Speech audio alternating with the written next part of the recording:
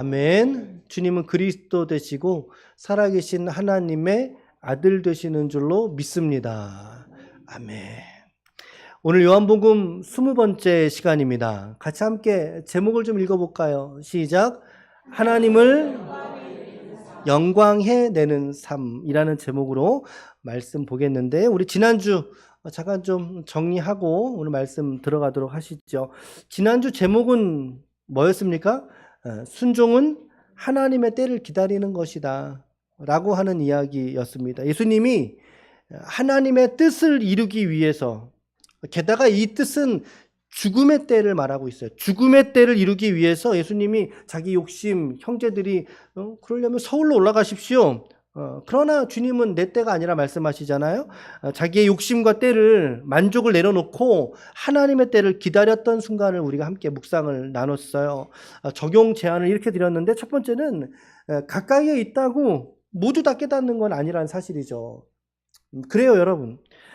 누구에 관한 이야기였습니까? 이 얘기는 예수님의 형제들에 관한 이야기였단 말이죠. 형제들이니까 이게 한 배에서 났어요. 이 어머니 마리아의 배에서. 가장 가까운 거리에 있던 사람들이에요. 물리적으로도 가까이에 있었을 것이고, 뭐 정서적으로도 말할 것 없죠. 가장 가까이에 있었을 형제들, 그런데 가족들조차 성경은 뭐라고 증언했습니까? 형제들조차 예수를 믿지 아니함이러라. 이렇게 얘기를 했어요. 예수를 믿지 아니하더라. 맞습니다. 여러분, 가까이에 있다고 다 믿고서 믿음이 거저 생기는 것이 아니라는 사실이죠. 뭐 정리하는 거니까, 요약하는 거니까 이쯤. 두 번째는 순종은 자기의 때를 기다리는 것. 자, 본문의 이 상황은 유대인 명절 중에 어떤 명절이 배경이었지요? 어떤 명절이 배경이었지요? 초막절이었단 말이죠. 초막절. 초막절은 이제 뭐 수장절이라고 부르는 이스라엘의 1년간의 절기 중에 가장 마지막 절기예요. 이게 우리 양력으로 치자면 10월께, 그리고 그 다음에 3월께에 있을 6월절. 예수님은 이때 이제 잡히시고 죽으시거든요. 그러니까 아직은 때가 아니신 거였죠. 그러니까 6개월 정도가 남은 상황, 그때까지 예수님은 자신의 죽음을 준비하는 시간으로 보내시면서 하신 말씀인 거예요. 하나님의 때를 위하여 기다리시는 주님의 모습을 통해서 우리는, 그래, 순종이란 이런 거지. 아등바등 급하게 갈 거 없이 하나님께서 내게 주시는 때를 믿음으로 순종하며 기다리는 것, 그것이 순종인 줄로 믿습니다. 예수님을 통해서 우리가 이 메시지를 여러분들에게 제안을 해드렸어요. 예수님을 통해서. 세 번째는 예수님은 나에게 누구신가라고 하는 제안도 드렸잖아요. 많은 이들이 주변에서 예수님이 지금 초막절 안 지킨다고 했는데 자맹하면서 올라가는 중이셨거든요. 많은 사람들이 예수님 어디 갔니? 그러면서 예수님을 어떤 사람은 좋은 사람이라, 또 어떤 사람은 아니라 저는 무리를 미혹하는 사람이라, 나쁜 사람이라, 여러 말로 예수님이 누구신가에 대한 시시비비가 있던 거죠. 근데 여러분, 중요한 것은요, 이 세상 사람 누가 뭐라고 말할지라도 중요한 것은 그 예수님이, 이 예수님이 오늘 누구에게, 그래요, 오늘의 나에게 예수님이 누구신가가 중요한 거예요. 정작 중요한 것은 그것이죠. 남이 뭐라고 하든 말든 그것은 그의 믿음이요, 그의 고백이죠. 그의 이야기가 내 것은 아니지 않습니까? 물론 참고는 되겠지만 내가 경험하지 아니한 고백은 온전할 수 없다는 거예요. 우리 지난주에는 셋째 주였었어요. 그래서 이제 식사하시고 이제 목장 모임을 하셨잖아요. 목장 모임. 예수님이 누구신가 여러 답변들을 말씀을 해주셨더라고요. 보니까 그 내용들을 보니까 몇 가지를 조금 소개해드려 보면, 예수님은 누구신가? 나의 구원자가 되신다. 너무 귀한 고백이에요. 구원자. 근데 또 어떤 분은요, 아직 나는 예수님이 누군지 아직 잘 모르겠어. 잘 모르겠다. 괜찮아요. 정직하게 드러내는 것이 더 중요하지, 누군지 잘 모르겠는 사람을 내가 내 마음을 속이면서까지 말하면 그거 좋은 거예요, 안 좋은 거예요? 그거 안 좋은 거예요. 안 좋은 거예요. 그렇죠? 또 어떤 분은 이렇게도 얘기하셨어요. 계속 찾게 되는 분. 계속 찾게 되는 분, 내가 의지하는 분, 뭐 어떤 분은 하소연할 수 있는 분, 그렇게 도움을 요청할 수 있는 분, 기다려주시는 분, 다양하죠. 내 인생의 버팀목, 마지막까지 나를 안아주시는 분, 말할 수 없이 좋으신 분, 나와 함께하는 분, 인격적인 분, 예수님에 대해서. 바로 이겁니다, 여러분. 바로 이런 겁니다. 우리 교회 모임에서 세상 이야기가 아니라 여러분 교회에서 꼭 하지 않으셔야 될 얘기 중에 하나가 있어요. 그게 어떤 얘기냐면 정치 얘기입니다. 정치 얘기입니다. 절대 하지 마세요. 교회를 딱 갈라놓습니다. 교회를 쪼개집니다, 여러분. 저도 강단에서는 한 번도 정치 얘기를 한 적은 없죠. 그거 빼고 또 하나 뺀다 그러면 옛날에 내가 이런 사람이었다는 거. 그 정말 많이 옛날에 내가 이런 사람이었다.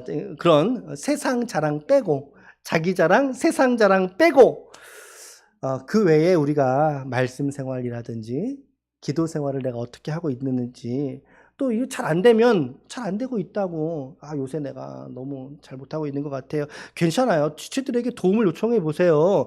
그냥 한 주간 지나가겠습니까? 열심히 기도할 거 아니에요. 여러분들 지난주에 적어주신 거 그거 붙들고 한 주간 내내 이 앞에다가 놓고 사모는 또 그거 보면서 기도하고, 그런 거예요. 그런 거 같이 오늘 주시는 이 말씀 안에서 내가 어떻게 영적으로 피드백을, 어떻게 내가 반응했는지. 또 이제 설교를 하다 보면 제가 목장 모임에 이런 거 나누면 좋겠다고 드리잖아요. 뭐 그런 이야기만 나누셔도 여러분 시간이 부족할걸요. 상당히 부족할 거예요. 그렇죠? 근데 보니까 지난주에 이게 모임을 참 잘하셨습니다. 그러니까 잘하셨고, 그렇게 여러분 신앙 안에서 말씀으로 교제하는, 또 우리의 연약함을 드러내고 함께 기도를 구할 수 있는 공동체가 되시기를 축복합니다. 아멘, 아멘. 자, 그래서 하고 싶은 이야기는 뭐였어요? 예수님이 누구신가? 순전한 나의 경험에서 우러나오는 증거가 있어야 된다는 이야기입니다. 아마 여러분들은 말은 지금 못하셔도 다들 예수님이 누구신가에 대한 여러분들의 개인적인 주관적 고백들이, 경험들이 있을 거예요. 아마 그 경험이 있기 때문에 여러분들이 이 자리에 또한 앉아있지 않나라는 생각을 하게 됩니다. 사실은 내가 잘 인식하지 못해서 그렇지, 인식하지 못해서 누군지 모른다라고 말할 수 있겠지만, 그럼에도 불구하고 저는 믿어요. 여러분들이 이 자리에 함께 이렇게 앉아서 공동체로 하나님께 예배드릴 수 있는 거, 이것은 하나님께서 여러분들을 사랑하시고 선택하신 믿음의 결과인 줄로 믿습니다. 믿음의 증거인 줄로 믿습니다. 이런 사실들을 잊지 마시고 우리 정직하게 우리 신앙생활 천천히 하나님께 믿음으로 나아갈 수 있기를 바라요. 자, 그래서 여러분들은 지난 한 주간 어떻게 좀 보내셨나요? 어떻게 보내셨습니까? 저는 노회에서 이제 교육부를 지금 이제 맡고 있잖아요. 이제 섬기고 있는데 회의도 다녀왔어요. 회의도 다녀오고 좀 멀리 또 신방도 좀 다녀오고요. 설교 준비도 하면서 이렇게 시간을 좀 이렇게 썼는데, 지난주에 우리 강사님하고 식사를 좀 나누다가 강사님이 저한테 묻더라고요. 목사님은 어느 때에 살아있다고 느끼셔요? 이걸 물었어요. 그래서 참 좋은 질문이다. 그래서 이제 제가 언제라고 제가 얘기했냐면, 강사님 저는요 설교를 준비하고요, 설교를 강단에 서서 우리 지체들과 함께, 여러분들 지금 여러분들의 눈이 얼마나 초롱초롱한지 아세요, 여러분? 그 눈을 서로 마주하면서 말씀을 전할 때 나는 그럴 때 정말 살아있다고 느껴. 할렐루야. 이 강단이 너무나 저를 의미 있게 하는 자리잖아요. 그래서 그런 것들 너무 감사해, 너무 행복해.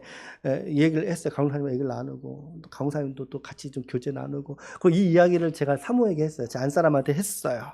했더니 깜짝 놀라면서 당신 그러냐고. 알고 봤더니 이제 자기가 저를 위해서 기도할 때 그 기도를 한다는 거예요. 말씀의 행복한 전달자가 되도록, 그렇죠? 행복한 설교자가 되도록. 할렐루야. 예. 설교자가 설교자가 설교를 행복하게 전하게 될 때, 그러면 여러분들은 그 설교를 어떻게 받으시면 좋겠어요? 할렐루야. 주고받는 은혜 속에 싹 트는 하나님의 사랑. 너무 기뻐하더라고요, 제 안사람이. 당신 그러냐고.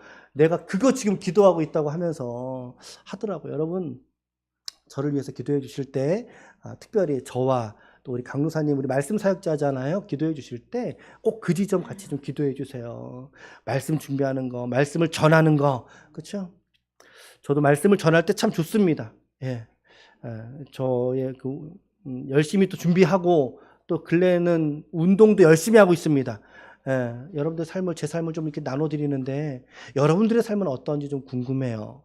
여러분들이 살아가는 일상의 자리는 어디신지, 거기서 어떻게 신앙적인 신앙인으로서 서 계신지 참 궁금해요.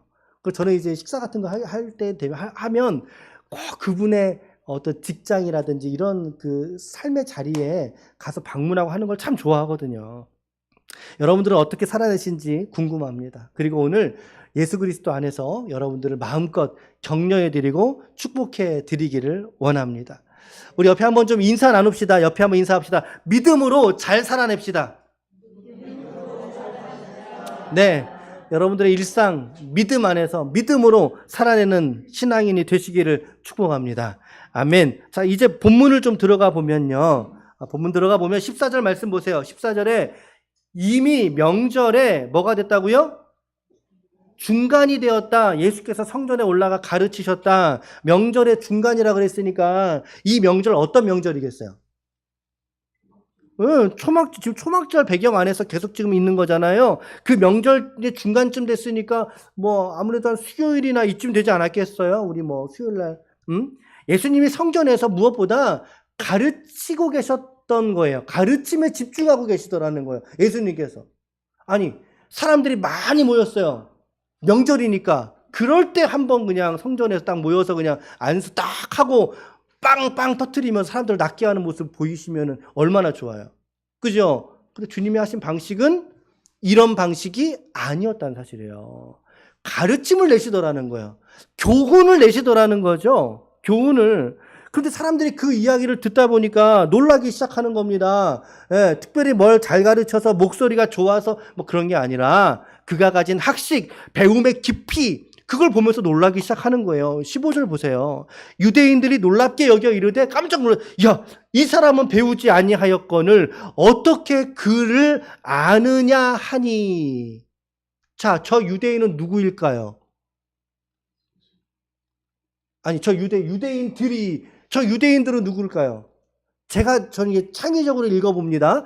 갈릴리 동문이에요. 동문이 아니면 이렇게 말할 수 있습니까? 없습니까?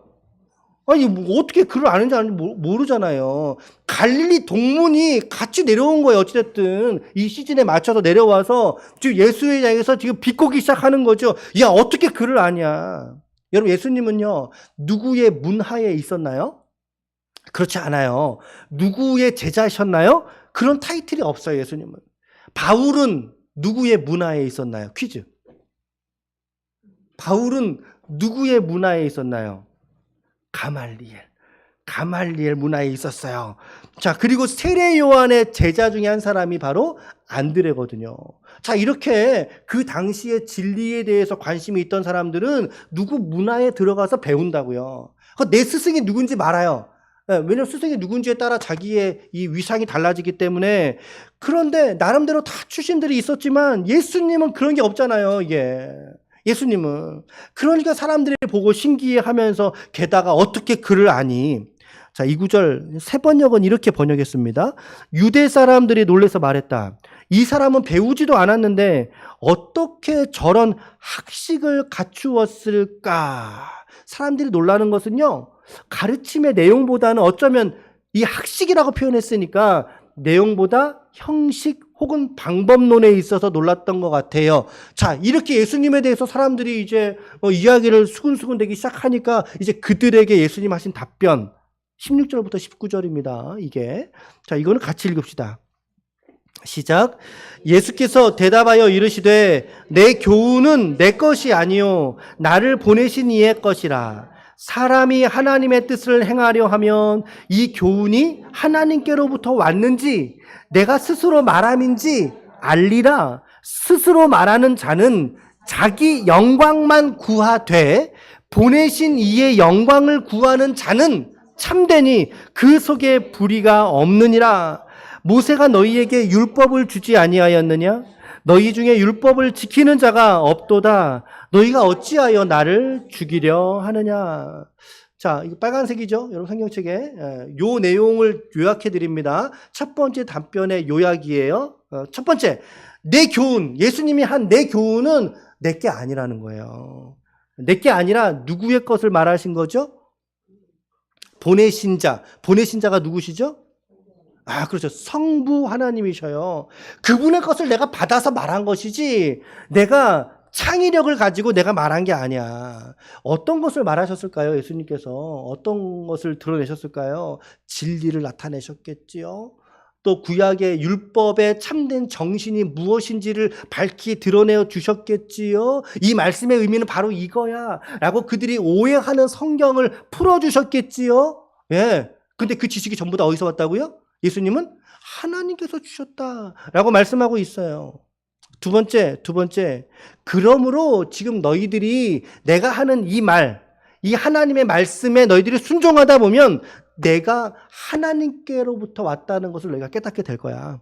그 얘기입니다. 두 번째. 세 번째, 그런데 말이지, 나는 내 영광을 구하지 아니하고 나는 누구의 영광을 구하는 자이다? 그래요. 하나님의 영광을 구하는 자이다. 18절이죠. 18절. 자기 속에 다른 목적이나 다른 동기가 없이 불의함이 없다고 말하고 있습니다. 그것을 너희가 알리라. 네 번째로, 그러나 너희 중에 참되게 말씀에 순종하는 자가 없다. 라고 지금 얘기를 하신 거죠. 자, 요약을 좀 잠깐 해드린 거예요. 자, 여러분, 이 말씀이요, 예수님께서 지금 직접 화법이에요. 그러니까는 자기 입으로 직접 하신 말씀이거든요. 여러분들은 어떤 좀 무엇을 느끼십니까? 어떤 걸 느끼십니까? 이 예수께서 얼마나 하나님의 영광을 구하는 사람인지, 하나님의 영광을 위해서 예수님이 살았는지에 대해서 우리에게 보여주고 계시지 않습니까? 이 영광을 구하는 삶이 얼마나 복되고 귀한 것인가를 나타내지 않냐는 거예요. 교훈을 내시되 창작물이 아니야, 나는. 그러니까 나 잘났다고 말하지 마.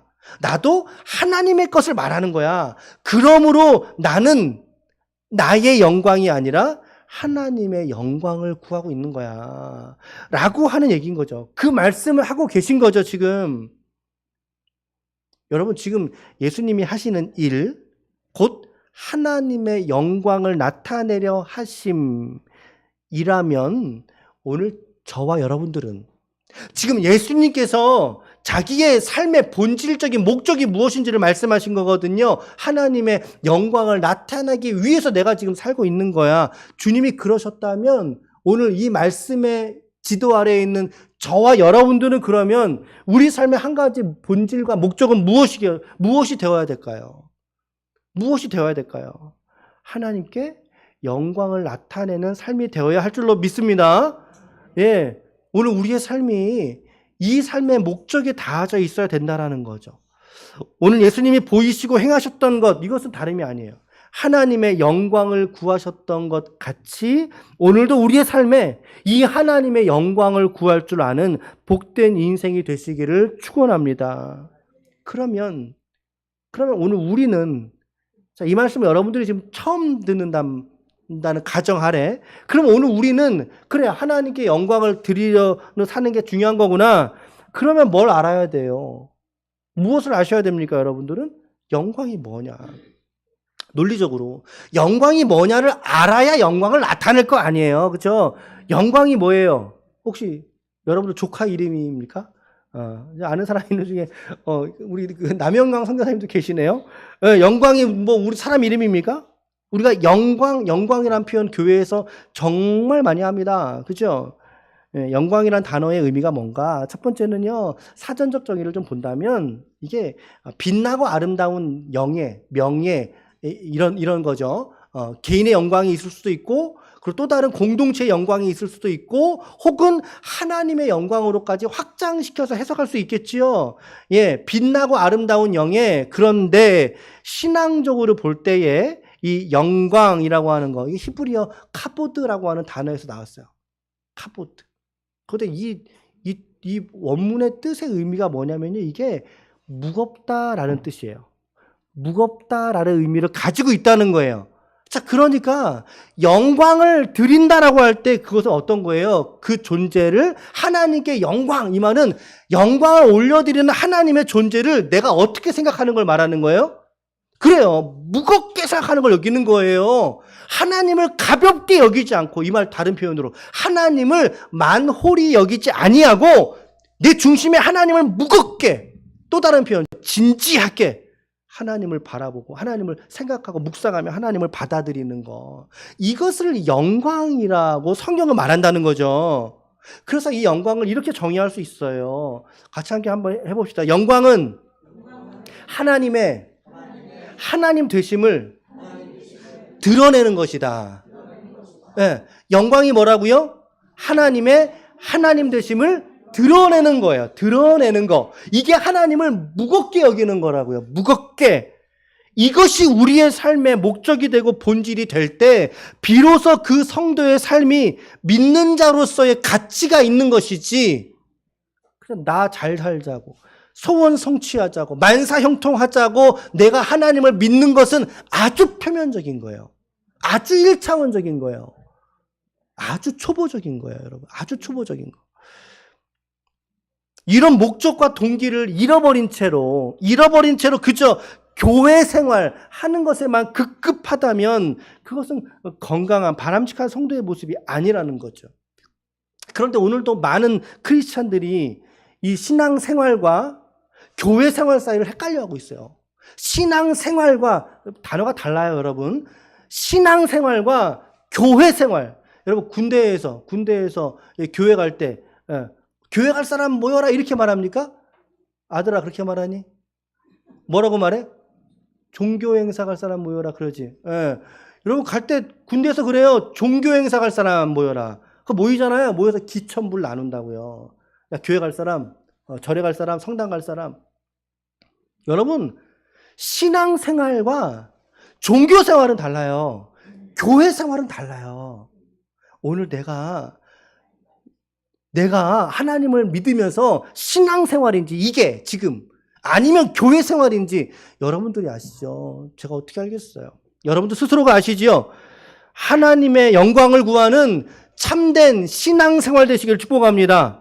하나님의 영광을 구하는 이 본질의 삶을 추구하지 않으면요, 그 사람의 종교성은 그 사람을 부패하게 만들어 버릴 것입니다. 아니면 형식적인 신앙으로 빠져버리게 만드는 거죠.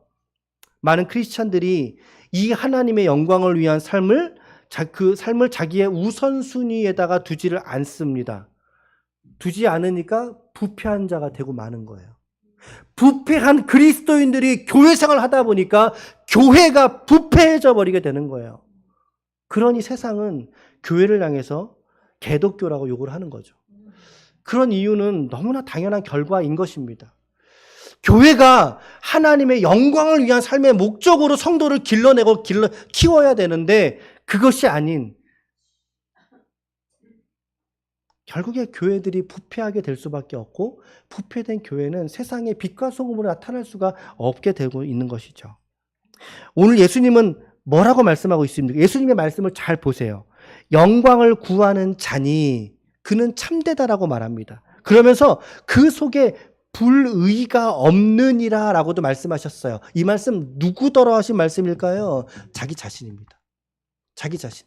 나는 하나님의 영광을 구하는 자이고 내 속에는 불의가 없느니라 라고 말씀하고 있어요. 예수님이 이렇게 말했다면 오늘 우리는 어떻게 살아야 될까요? 이렇게 살아야 되지 않겠습니까? 하나님의 영광을 구하고 드러내는 삶이 되시기를 바랍니다. 이것이 오늘 주님이 보이신 가르침이에요. 자, 첫 번째, 하나님의 영광을 나타내는 삶이어야 된다, 예수님처럼. 자, 그래서 목사님 영광이 뭔데요? 제가 지금 영광에 대해서 여러분들 설명을 해드렸어요. 영광이 이거예요. 여러분 여기서 그렇군요, 끝나버리면 안 되는 거예요.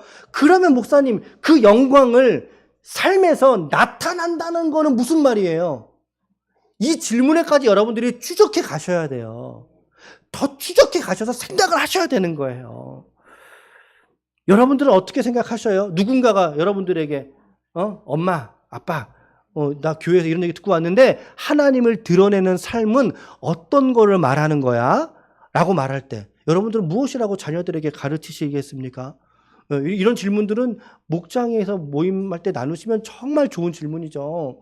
정말 유익한 질문이에요. 자, 영광을 드러내는 삶은 무엇을 말할까? 흔히 여러분, 우리 축구 선수 중에 이영표라고 아세요? 이영표, 지금 뭐 은퇴한 지 꽤 됐죠. 이영표 선수가 골을 넣으면 세레머니가 뭔지 아세요? 그 친구의 세레머니가? 기도하는 거예요. 기도하는 거. 막 산만하게 뭐 하는 게 아니라 기도하는 거예요. 그 친구는 기도하는 거. 미국에요. 팀보우라고 하는 사람이 있었어요. 이 사람이 이제 재작년에 은퇴를 했어요. 이제 미식 축구 선수인데 이 눈 밑에 이 검은 거가 있잖아요. 요새 야구 선수들이 검은 거 하죠. 이게 뭔지 아세요? 빛 반사 막아주는 거래요. 근데 저 친구는요, 여기에다가 하나님의 말씀 구절을 이렇게 적어서 출전을 한다 그래요. 예. 근데 게다가 이 친구가 정말 실력이 좋았다 그래요. 정말 탁월하게 슈퍼스타라고 하던데 저는 잘 모르겠어요. 미식축구에 관심이 좀 없었는데, 그런데 경기 전에 꼭 이렇게 기도하는 습관, 기도하는 모습을 보여주고 있던 거죠. 그러니까 사람들이 이 사람이 이런 신앙 태도가 있구나, 이런 신앙의 사람이구나, 이거를 보다 보니까는 또 다른 사람들도 어떻게 할까요? 따라하기 시작한 거예요. 기도하기 전에, 누구는 강의하기 전에, 누구는 회사 출근하기 전에, 그 자리에서 이렇게 앉아서, 무릎으로 이렇게 딱 앉아서, 그래서 이거를, 보면 얘네는 탑을 쌓네. 이거 지금 결혼식인 것 같고, 요거는 그 기장인 것 같죠? 기장, 비행기. 그 터빈 앞에서 지금 위험한 것 같은데? 여기 탑을 쌓네요, 이렇게. 예, 무슨 말이죠? 좀 선한 영향력들을 끼쳐서 다른 이들로 하여금, 그쵸? 이렇게 기도 우선의 삶으로 격려하고 있는 그 모습이지 않습니까? 그쵸? 이런 영향력을 끼쳤어요. 자, 제가 여러분들에게 지금 드리고 싶은 이야기는 이것이 하나님의 영광의 전부라고 오해하는 사람들이 너무 많다는 거예요. 여러분들이 인스타에다가 내가 날마다 이걸 한다고 해보셔요. 기록해서 올렸어요. 올리면 그걸 보고 많은 사람들이 여러분들과 똑같이 따라할까요? 여러분들의 그 신앙 영향을 모든 사람들 다 받을까요? 그렇지 않아요. 이 사람들은 운동선수잖아요. 그들이 골을 넣거나 경기 전에 기도하거나 이것은 아주 단편적인 이야기인 것입니다. 우리가 이거를 너무 선호한다는 거죠. 그래서 하나님께 영광을 올리는 삶, 그러면은 공부해도 1등을 해야 돼. 달리기를 해도 1등을 해야지 영광이고, 뭔가 시상 출전을 하면 무조건 대상을 받아야지 1등이고, 그래야 영광이고, 이런 것 따위로 오해하는 사람들이 너무나 많이 있다는 거예요.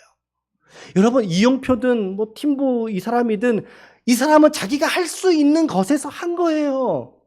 그렇다면 오늘 우리는 이들을 따라하는 게 아니라 이들처럼 무언가 잘 되고 빵 터뜨릴 만한 누군가가, 야, 정말 잘했네, 부럽네, 이번에 아파트 됐다며, 너무 잘 됐네, 자식이 서울대 갔다며, 너무 잘 됐네. 그게 하나님의 영광이 아니에요, 여러분. 그게 아니에요. 이들로 할 수 있는 신앙 표현이었던 것이고, 오늘 우리는 내가 할 수 있는 신앙 표현을 드러내면 되는 거예요. 드러날 수도 있고 혹은 드러나지 않을 수도 있어요. 그게 드러나지 않을 수도 있어요. 우리 같은 일반인들, 하나님의 영광을 드러내는 삶이 무엇인가 라 말할 때 이들처럼 거창할 수 없고 거창할 필요도 없다는 사실이에요. 화려하고 조명을 받고 인플루언서라 그러죠. 그런 것과 전혀 상관없습니다. 우리 기독인들의 삶은 이런 이들과 전혀 상관이 없습니다. 하나님은 우리에게, 우리의 일상 안에서 우리의 삶이 하나님의 손에 붙들린 인생이라는 것을 나타내주기를 하나님은 바라고 계셔요. 그것을 이들은 이들 방식대로, 우리는 우리 방식대로 하면 되는 거예요. 삶의 자리가 다른데 어떻게 똑같이 따라해요? 삶의 터전이 다르고 일상이 다른데, 그런데 다 다르죠. 상황은 다르지만 목적은 하나다 이 말이에요. 목적은 하나. 한번 따라합시다. 나의 삶으로 하나님을 비춰낸다. 예, 이게 하나님을 영광에 내는 거 아닙니까? 예, 이게 하나님을 영광에 내는 거 아닙니까? 여러분들에게 제가 베드로전서 2장 12절을 좀 소개해 드릴게요. 하나님의 영광으로 사는 사람들이 어떻게 사는 게 영광인가? 이 말씀은 여러분 좀 기억해 두실 만한 말씀인데 같이 한번 좀 읽어 보시죠. 시작. 여러분은 이방 사람 가운데서 행실을 바르게 하십시오. 그렇게 해야 그분들은 여러분더러 악을 행하는 자라고 욕하다가도 여러분들의 바른 행위를 보고 하나님께서 찾아오시는 날에 하나님께 영광을 돌릴 것입니다. 아멘, 아멘. 그럼 어떻게 살아야 되는 것입니까? 바른 행실인 것이죠. 예. 나를 통해서 하나님을 비춰낸다. 오늘 이 일에 여러분들의 삶이 드려지는 놀라운 은혜가 있기를 주님의 이름으로 간절히 축원합니다. 아멘. 아멘. 나의 선한 행실로 나를 알고 있는 다른 이들로 하여금 하나님께 찬양하게 하는 거. 그렇죠? 다니엘이 그런 모습 보여주었듯이 오늘 우리도 내가 살아가는 일상에서 그렇게 살면 돼요. 삶의 범위가 넓어도 상관없고 좁아도 상관없어요. 내가 머물고 있는 공간이 방 한 칸 하나짜리여도 상관없고 그냥 운전하는 운전대 그 위에 이어서도 상관이 없어요, 여러분. 아멘. 이게 이제 전반이고 그래서 이제 첫 번째 예수님의 말씀에서 요약 그리고 이제 중요한 메시지를 오늘 한 가지를 이제 여러분들에게 드렸던 것입니다. 자, 이어지는 말씀 20절에 보니까 무리가 대답하되 이 얘기를 듣고 당신 귀신 들렸도다 누가 당신을 죽이려 하냐라고 말합니다. 주님의 답변이 이제 21절부터 24절이죠. 같이 읽습니다. 시작. 예수께서 대답하여 이르시되 내가 한 가지 일을 행하되 너희가 다 이로 말미암아 이상히 여기도다. 모세가 너희에게 할례를 행했으니 그러나 할례는 모세에게서 난 것이 아니요 조상들에게서 난 것이라. 그러므로 너희가 안식일에도 사람에게 할례를 행하느니라. 모세의 율법을 범하지 아니하려고 사람이 안식일에도 할례를 받는 일이 있거든. 내가 안식일에 사람의 전신을 너희가 내게 노여워하느냐? 외모로. 아멘. 자, 이 이야기는 어떤 얘기인가요? 너희가 할례를 안식일에도 받지 않냐? 그런데 내가 한 일, 주님이 한 일이 뭐예요? 안식일에 사람 고친 거. 그것 가지고 너희들이 나를 판단할 수 있겠니? 그 얘기인 것입니다. 사람을 외모로 판단하지 마. 공의롭게 판단해. 아마 예수님의 외모가 그렇게 이쁘지는 않았을 것 같아요. 저기서 말하는 외모로 판단하지 마. 저 얘기는 지금 자기 외모를 들고 하시는 말씀처럼 저는 묵상을 했거든요. 예. 지금 자기에 대한 변호를 하시면서 한 얘기니까 너희들 나를 이 외모로 판단하지 마. 그 얘기. 자, 그러면서 이제 공의롭게 판단하라. 예수님이 하신 일이 그들의 어떠한 판단도 받을 필요가 없는 옳은 일을 나는 했느니라 라고 하는 말씀을 내신 거예요. 자, 이 말씀 어떻게 좀 정리해 볼 수 있을까요? 요 두 번째 단락은, 자, 첫 번째는 고난받을지라도 옳은 일에 헌신하라 라고 하는 얘기입니다. 자, 두 번째 답변 요약이에요. 첫 번째가 아니라 지금 두 번째 답변이잖아요. 우리 본문. 첫 번째, 시작. 네, 안식일에 병자를 낫게 하면은 예수님이 어려운 일을 당할 게 분명히 보였을 거예요. 근데 주님은 그 일을 옳다 여기시는 그 일을 행하시잖아요. 보여주셨잖아요. 자, 그것이 율법의 정신이기 때문에 그렇습니다. 두 번째는요, 시작. 말씀을 내가 지키는 것, 그 이상으로 중요한 것은요, 그 안식을 통해서 하나님은 사람들이 회복되기를 원하신 거예요. 사람들이 회복되기를. 세 번째는요, 사람을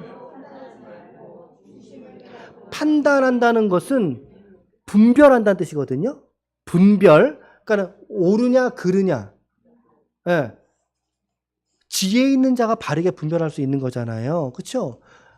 예수님의 두 번째 답변, 이 말씀을 하신 거다. 요약을 세 가지로 제시해 드렸고, 그 이제 오늘 전체 결론입니다. 오늘 전체 말씀의 결론을 여러분들에게 세 가지 적용 제안으로 좀 드리고 이제 마칠 거예요. 첫 번째는 시작. 하나님을 오늘 상당히 더 많은 시간 할애했던 이야기지요. 하나님을 영광해 내는 삶을 살자. 이거 여러분 멀리 있는 거 아니에요. 제발 착각하지 마세요. 내가 뭔가 형통하고 사업이 잘 돼야지만 영광, 그거 아니에요, 여러분. 그렇지 않아요. 내가 병이 낫는 것만 하나님의 영광 아니에요. 병 드는 것 속에서도 하나님의 영광을 나타내는 존재들이 있어요. 그게 오늘 우리여야 하지 않겠습니까? 우리 인생의 희노애락이 다 중요한 게 아니라 그 안에서 내가 하나님을 드러내는 게 중요한 것이다. 우리의 삶의 자리에 하나님을 드러내려는 삶의 태도에 달려 있다. 오늘 나와 우리를 통해서 하나님을 드러내어 살아가는 일상이 되시기를 축복합니다. 아멘. 아멘. 두 번째는 고난을 받을지라도 옳은 일에 우리 헌신하자는 거예요. 여러분들의 삶이 예수님이 보여주신 오늘 삶의 방식이었죠. 사람들은 이 안식일을 범한다고 막 죽이려고까지 하지 않았습니까? 근데 예수님의 답변은 아주 명쾌했어요. 야, 사람이 안식일을 위해 있는 게 아니야. 안식이 사람을 위해서 있는 거야. 너 착각하면 안 돼. 이거 바꾸면 안 돼. 그죠? 예수님은 옳은 일 하셨어요. 왜? 사람 살리는 일을 하셨기 때문에. 병도 고쳐주시고 그것을 말씀에서는 전신을 건전하게 하셨다. 낫게 하셨다라고 하신 거죠. 그 일들을 주님 포기하지 않으시고 지금도 오늘 우리에게 주시는 하나님의 이 은혜인 줄로 믿습니다. 우리도 마찬가지라고 생각합니다. 우리가 믿음의 일, 신앙의 일, 여러분 일상 안에 있을 때 포기하지 마시고 여러분 끝까지 그 신앙의 일들을 붙드시길 축복합니다. 그 일들을 통해서 하나님의 영광을 드러내시길 축복합니다. 세 번째는 사람을 외모로 판단하지 말고 중심을 깨달은 후에 분별하시라는 거죠. 마지막 말씀인데 공의롭게 판단하라 그랬단 말이죠. 판단이란 단어는 부정적인 의미가 아니에요, 여러분. 분별해야 된다는 거예요. 주님은 외모로 판단하지 말고 공의롭게 분별하라라고 했습니다. 혹여 내가 사람 사이를 판단할 때 그의 보이는 것, 외적인 모습 등으로 그 사람의 존재 의미를 내가 규정하려 한다면 그 사람이 어떠한 사람이냐에 따라서 내가 그 사람에게 갑이 되기도 하고 을이 되기도 하는 하나님은 그걸 우리에게 원하시는 것이 아닙니다. 그렇죠? 공의롭게 그 사람의 속사람까지 또 우리가 또 알아가면서 그 사람을 격려해 줄 수 있는 게 필요한 거죠. 공의롭게 분별하는 것이죠. 자, 오늘 메시지들이 적용 제안들이 또 몇 가지들이 또 나눴는데 우리의 삶의 자리는 다 다릅니다. 삶의 상황이 다르고 살아가는 일상의 역할들 다 다르시지만 그러나 확실한 한 가지의 적용이 있죠. 바로 오늘의 나를 통해서 하나님을 비춰내는 삶을 하나님이 오늘 여러분들에게 찾으시는 거예요. 여러분들 찾으시는 거예요. 그 찾으실 때 빛으로 나타나는 그 모습이 고난, 외모로 판단, 이 내용이 다 포함되는 거잖아요. 다 들어갈 수 있잖아요. 그렇죠? 오늘 이 확실한 적용, 하나님을 영광에 내기를 다짐하시는 그러한 오늘 그리고 한 주가 되시기를 축복합니다. 아무쪼록 우리 오늘도 또 이번 한 주간의 삶에서도 오늘 주님께서 주신 이 말씀들을 기준표로 삼아서 믿음으로 살아내심으로 말미암아 하나님께 큰 영광이 되시는 거룩한 종들이 다 되시기를 예수님의 이름으로 간절히 축원합니다. 아멘. 축원합니다. 아멘. 우리